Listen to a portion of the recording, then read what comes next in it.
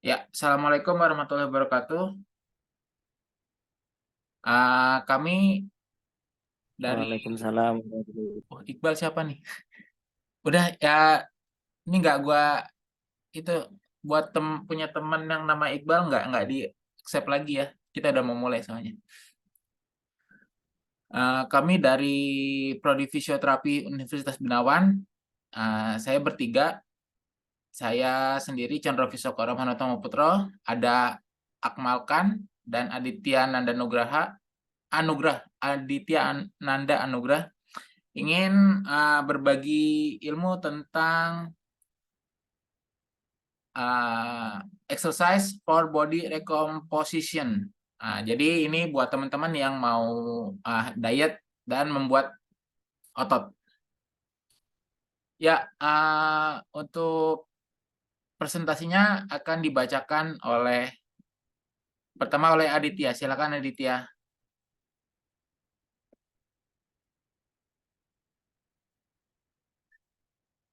Dit, silakan.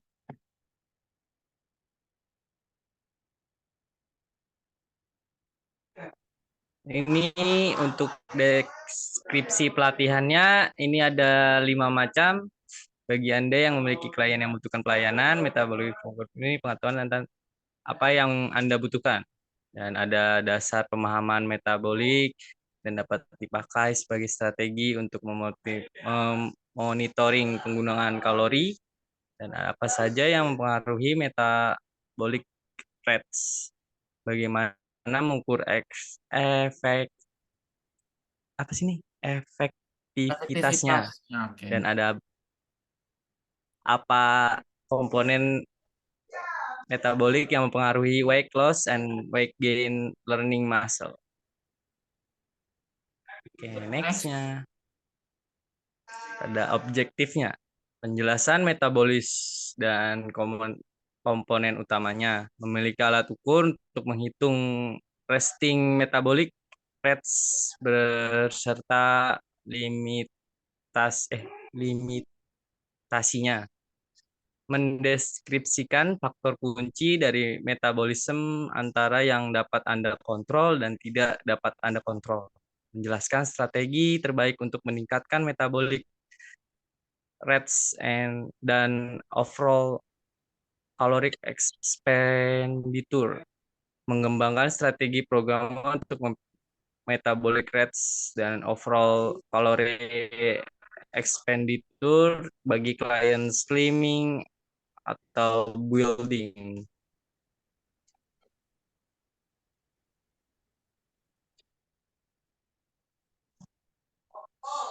Nah, ini ada metabolisme.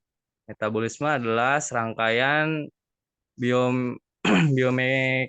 biomekanikal proses yang kompleks, biochemical proses yang kompleks yang timbul di dalam individu yang hidup, akan tetapi konsep tersebut tidak disadari dengan besar oleh orang-orang.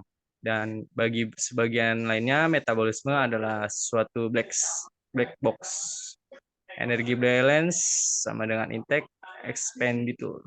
Peningkatan energi expenditure dipercaya dapat mempromosikan penggunaan sistem energi lemak, learn muscle mass, memperbaiki komposisi tubuh, menurunkan level abdominal fat, menurunkan berat badan.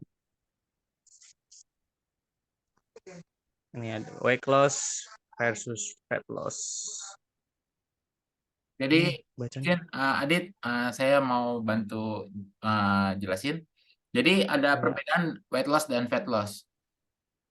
Kalau weight loss itu mungkin turun berat badan, tapi lemak yang ada di dalam tubuh kita tidak berkurang gitu.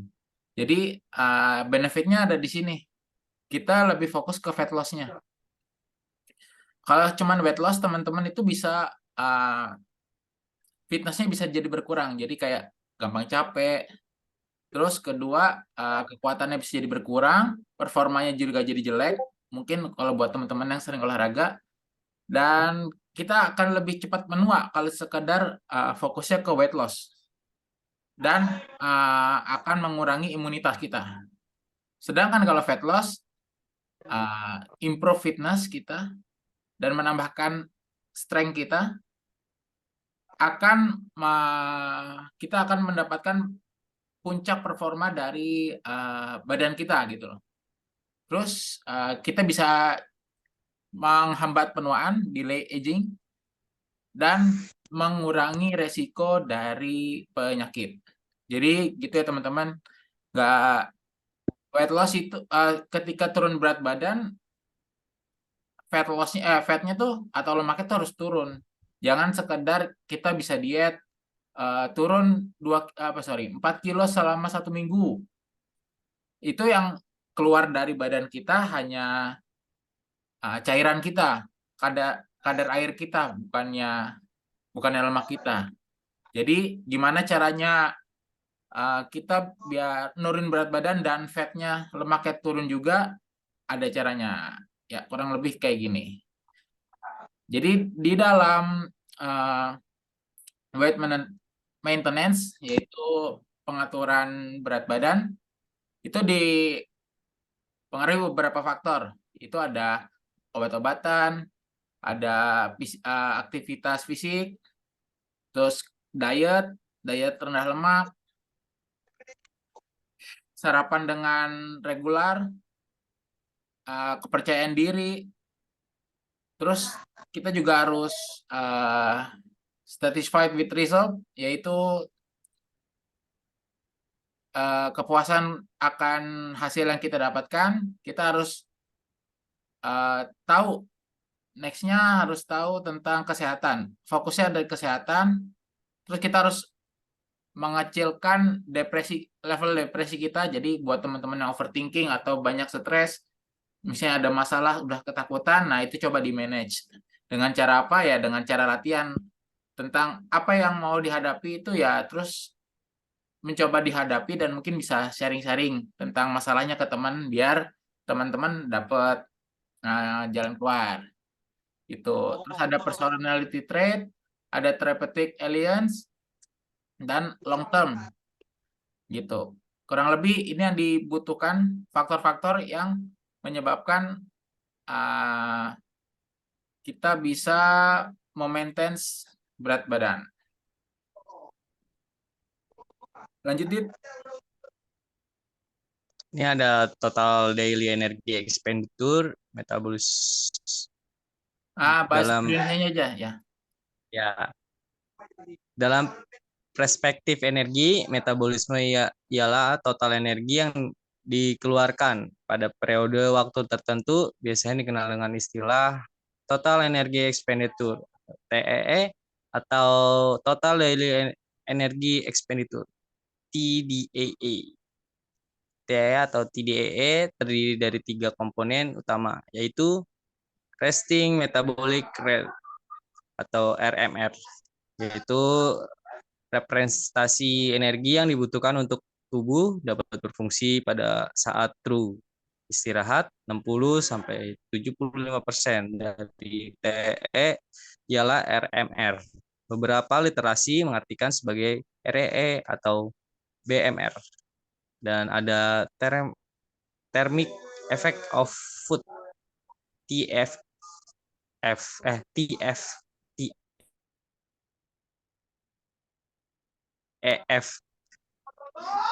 Representasi energi yang diperlukan untuk mengunyah, menelan, mencerna, menyerap, menyimpan makanan, dan kira-kira berkontribusi 10% dari TEE. Dan ada thermic effect of physical active atau TEPA.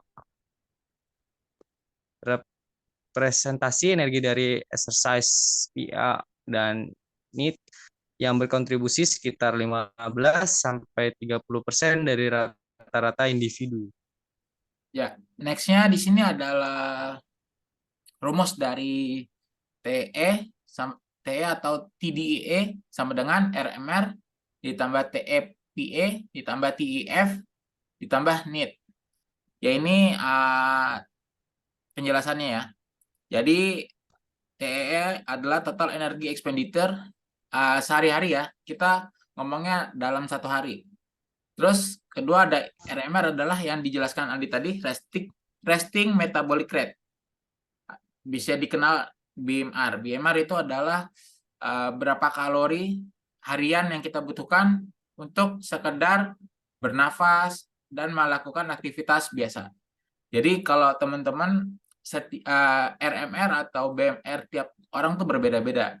Jadi untuk RMR ini diketahui biasanya dari ada rumusnya. Tapi kalau misalnya teman-teman mau gampang, kalau tahu timbangan Tanita, Tanita itu timbangan canggih teman-teman.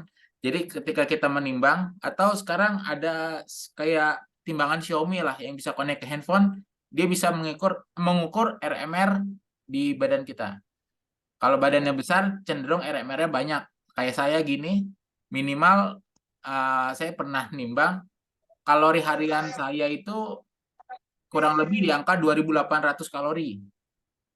Akan berbeda nanti ketika Adit atau Alkan nimbang gitu.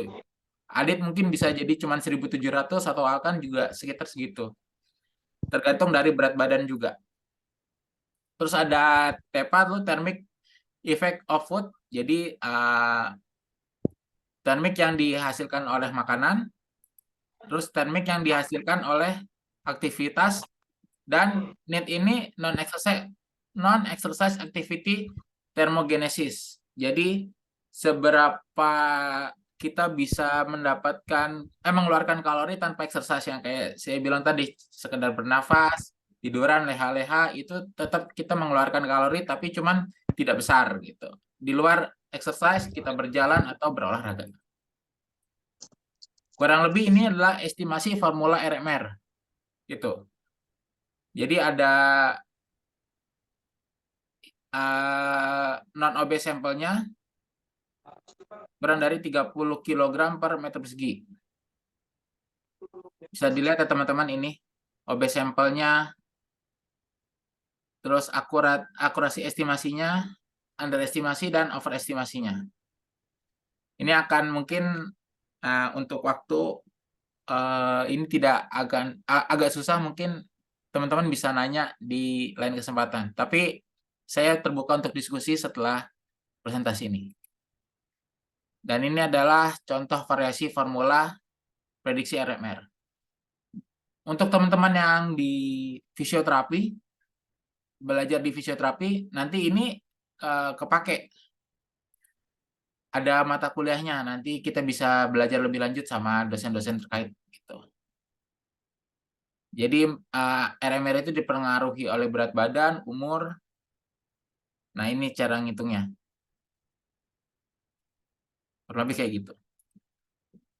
Dan ini adalah contoh kasus seorang wanita 38 tahun memiliki tinggi 167,6 cm dengan berat badan 70,9 kg. 25% body fat sehingga lean body mass-nya adalah 53,18. Jadi 70,9 dikali 25%. Nah, terus itu dikurangin. Jadi ini lean body mass-nya. Jadi fat-nya itu sekitar ada di 16 sampai 17 kg. Gitu. Nah, ini yang saya bilang tadi, setiap RMR orang berbeda-beda. Kalau dari metode original Harris Benedict, dia punya RMR 1456 kalori. Kalau yang diperbaharuinya Harris juga beda 2 kalori. Terus tadi metode Mifflin-Jeor ada 1400, Cunningham 1600, dan Katz McArdle 1519. Biar nggak bingung teman-teman bisa cari bisa berpatokan dengan satu aja. Jadi untuk benchmarking ada 4 teori, dipakai salah satu aja. Kalau misalnya nanti teman-teman berhasil punya klien gitu, mau metode mana yang dipakai terserah. Tapi tetap fokus, misalnya dari awalnya pakai Cunningham aja. Tapi disarankan memang yang paling kecil, yaitu kita pakai Mifflin Sun-Jeor RMR-nya. Nah, terus ada estimating additional calorie expended. Setelah RMR diketahui, berikutnya kita dapat mengukur TEPA dan juga TEF dengan mengukur activity factor AF. Nah, nilainya itu diambil dari standard activity factor atau SAF methods atau weight activity factor atau WAF method. Nah, ini adalah yang saya bilang tadi, standard activity factor for the Harris and Benedict equation. Jadi kalau misalnya standar, SAF-nya dihitungnya 1. Kalau misalnya very aktif itu udah termasuk exercise. Dia perkaliannya 1,9 gitu. Kalau aktif itu 1,72. Ini very aktif itu biasanya buat atlet gitu. Kalau kita olahraga, kita senang mungkin kumpul-kumpul, main sama teman-teman bulu tangkis atau apa, jatuhnya di 1,725 untuk ininya, variabel konstantanya. Ini juga ada kajian standar activity factor. Ini kita bisa diskusikan lagi di lain kesempatan. Ini WAF method, sama juga intinya dia konstanta. Jadi sleeping itu bukan berarti kita nggak bakar kalori ya teman-teman. Kita juga bisa bakar kalori dengan tidur, cuman konstantanya tidak besar. Dia di 0,8. Ibaratnya kita lagi leha-leha itu 1, very light itu cuman kita berdiri, terus nyetir, atau sekedar duduk, aktivitas duduk mungkin ngetik, kita lagi ngerjain tugas, atau lagi kita lagi kerja, ngatur-ngatur dokumen, itu value-nya 1,2. Itu yang light itu ya kayak kita masak, mandi, gitu. Kita mengajar atau jalan biasa itu light. Moderate itu brisk walking, jogging, cleaning or gardening. Jadi cleaning or gardening maksudnya ini kita bekerja di aktivitas luar gitu. Dan moderate heavy itu ya benar-benar kayak, mohon maaf, kayak kuli gitu, heavy manual labor dan exercise.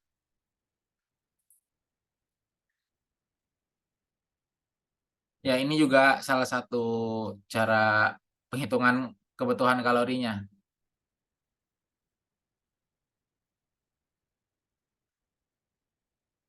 Ini ada match and tracking kalori, provides complete collection of the metabolic cost for almost every physical activity a human can perform, ranging from sleep to vigorous intensity exercise. Itu diambil dari Ainsworth tahun 2011.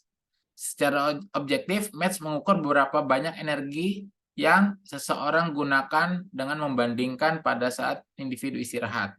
Gitu.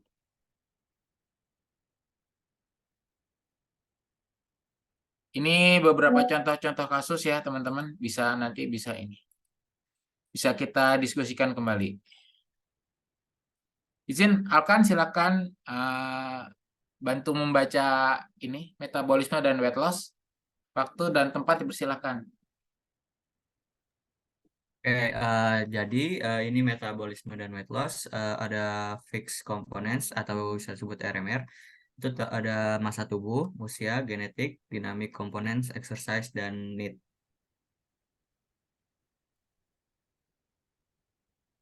Dan juga ini ada fun fact dari National Health and Nutritional Examination Survey tahun 2017 sampai 2018.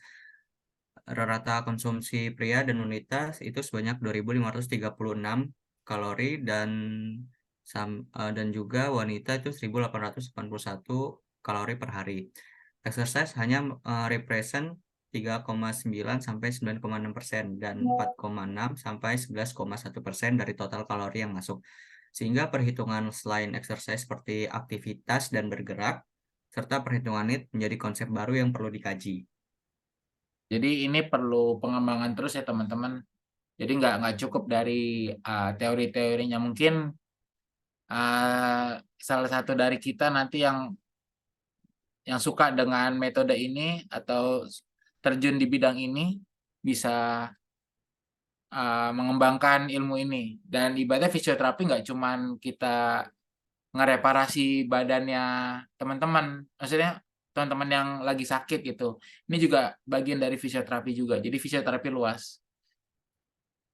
Ya, ini kurang lebih kalau kita bikin ini teman-teman, apa namanya, bikin program buat laki-laki dengan bobot 90 kilo dan perempuan dengan bobot 77 kilo. Ada kardionya, ibaratnya 4 kali seminggu 30 menit dengan lari dengan kecepatan 5 km per jam. Itu lambat ya teman-teman. Yang penting dia 4 kali seminggu gitu. Ini contoh-contohnya. Jadi kita akan bisa meyakinkan dengan teori ini, menarik customer. Kurang lebih kayak gitu. Jadi gimana, gue mau kurus dong, kita bisa hitungin ini dengan metode ini. Asal komitmen dari klien kita nurut dan mau ngikutin saran kita, tentunya dengan literasi yang telah kita pelajari saat ini, pasti berat badan teman-teman yang minta tolong ke kita atau klien-klien kita pasti akan turun. Tentunya dengan waktu. Intinya niatnya apa? Intinya ada 2, konsisten dan niat. Jadi ini kurang lebih kita bisa bikin program buat teman-teman yang mau minta program weight loss ke kita, fat loss ke kita. Gitu. Ini juga non-exercise activity thermogenesis yang kayak saya bilang, sekedar cuman pekerjaan ringan di kantor, kurang lebih ini kalori yang keluar dari badan kita. Ya, Alkan silakan lanjut. Ini ada post exercise oxygen consumption atau bisa disebut dengan EPOC. Represent the additional calories expended after exercise that are greater than resting values because of how the body continues to consume additional quantities of oxygen as it strives to return pre-exercise stage.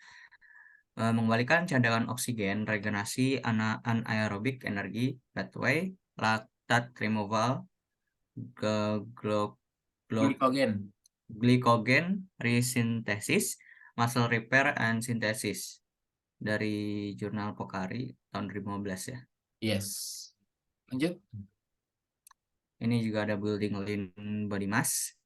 Membentuk lean body dapat meningkatkan secara signifikan RMR. Sebanyak 20% RMR. Rasmussen dan Philip dari tahun 2003. Bahkan 1-2 kg dapat meningkatkan TDAA dari jurnal Donnelly dari pada tahun 2003 sampai ini 7-8%. 7-8% peningkatan 90-110 kalori per hari. Akan tetapi belum ada studi lanjutan terkait peningkatan tersebut terhadap weight management.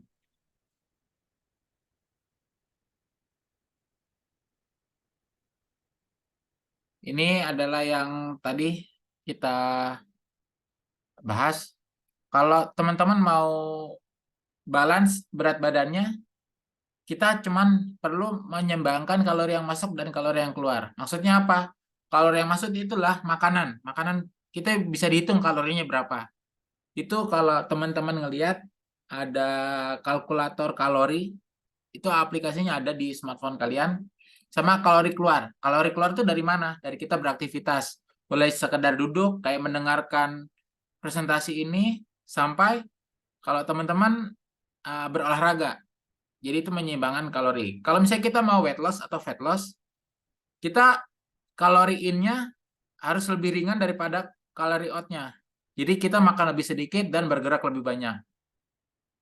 Terlebih kalau teman-teman mungkin kayak tadi Rizal, kayaknya saya lihat Rizal itu ya agak kurus gitu. Mau menaikkan berat badan, nah itu gampang. Ya tinggal kalori in-nya, makannya lebih banyak dan tidak lebih banyak bergerak daripada makannya gitu. Yes, kurang lebih ini yang bisa saya sampaikan. Untuk pertanyaannya mungkin pasca dari sini kita akan menggelar offline meeting gitu ya teman-teman, karena waktunya tidak bisa cukup gitu. Dan ini adalah referensi dari apa yang kami bertiga presentasikan. Gitu teman-teman.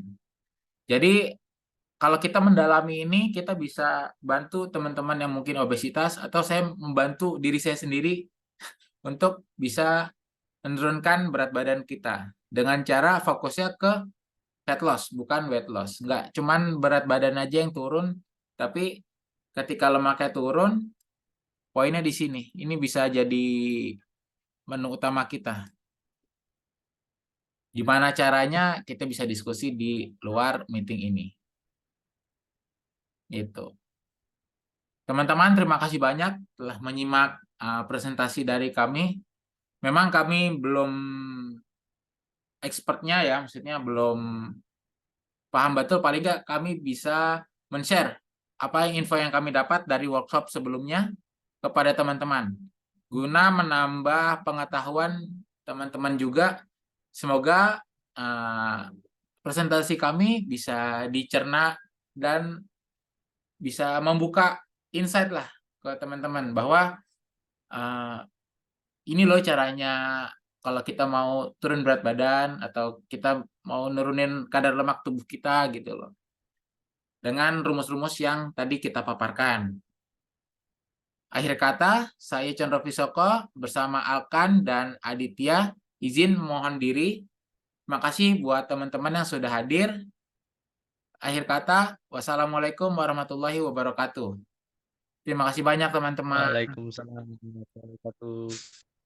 Terima kasih.